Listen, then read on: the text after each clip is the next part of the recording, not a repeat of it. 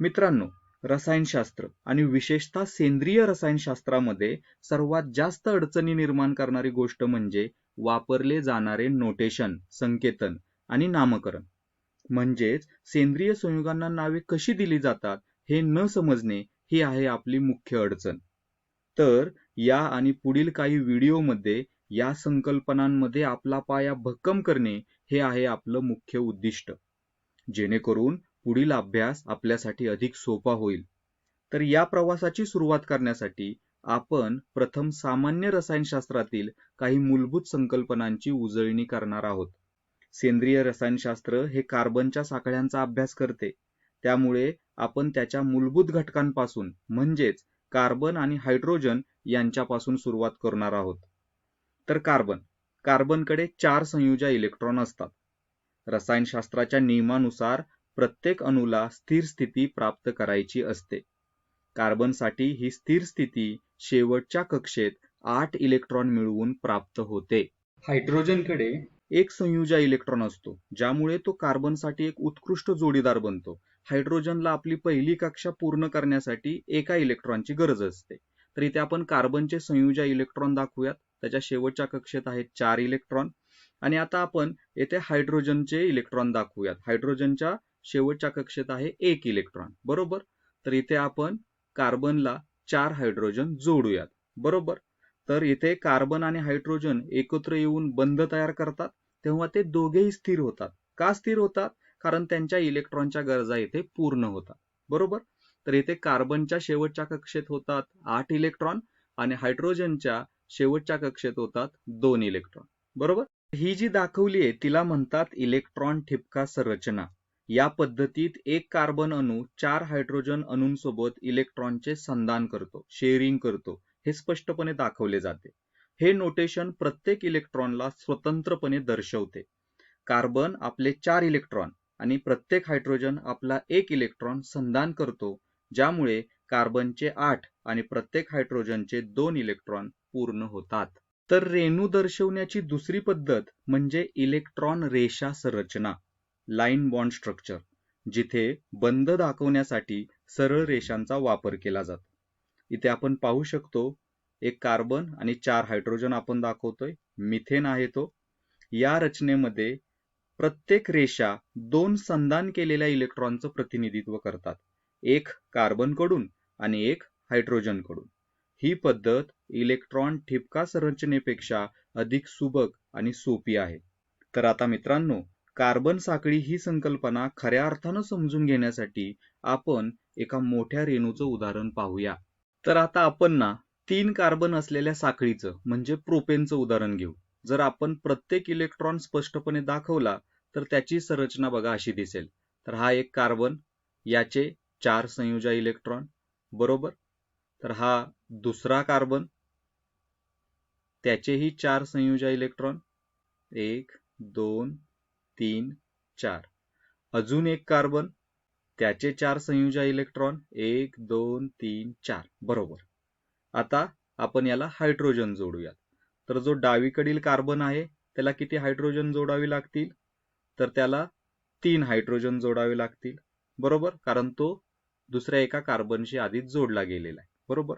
हा जो मधला कार्बन आहे त्याला 2 हायड्रोजन जोडावे लागतील, कारण तो 2 इतर कार्बनशी जोडलेला आहे. आणि हा उजवीकडील कार्बन, याला 3 हायड्रोजन जोडावे लागतील, बरोबर.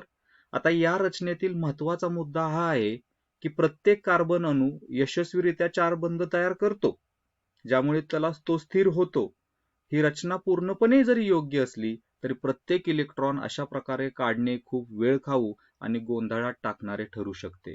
त्यामुळे रसायनशास्त्रात अधिक सोप्या नोटेशन पद्धती वापरल्या जातात. प्रोपेन रेणू काढण्यासाठी प्रत्येक संयुजा इलेक्ट्रॉन दर्शवण्यापेक्षा अनेक सोप्या आणि अधिक सामान्य पद्धती उपलब्ध आहेत. या पद्धती वेळ वाचवतात आणि जटिल रेणू अधिक सुलभतेने दर्शवण्यास मदत करतात. तर कार्बनच्या मोठ्या साखळीचे रेणू दाखवायची पुढची पद्धत म्हणजे रेषा संरचना. या पद्धतीत कार्बन कार्बन बंध आणि सर्व हायड्रोजन बंध रेषांनी दाखवले जातात. ही पद्धत इलेक्ट्रॉन ठिपका संरचना पद्धतीपेक्षा अधिक सुबक आणि जलद आहे, कारण यात प्रत्येक इलेक्ट्रॉन वेगळा दाखवावा लागत नाही. तर याच्यापेक्षाही काही आणखी सोप्या पद्धती आहेत. त्या पण आपण पाहूयात. काढलेल्या कार्बनच्या साखळ्यांना नावे देऊयात. वरची साखळी आहे मिथेन आणि इथे जे आपण खाली काढलेली आहे साखळी ती आहे प्रोपेन. बरोबर. आता आणखीन एक सोपी पद्धत म्हणजे कंडेन्स स्ट्रक्चरल फॉर्म्युला. तर या नोटेशन मध्ये हायड्रोजन अणूंना ते ज्या कार्बनशी जोडलेले आहेत त्याच्यासोबत एकत्र लिहिले जाते. तर हा जो पहिला आहे तर हे आहे CH3. बरोबर.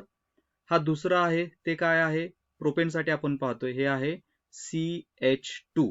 बरोबर. आणि तिसऱ्या कार्बनसाठी जर लिहिलं तर ते होईल CH3.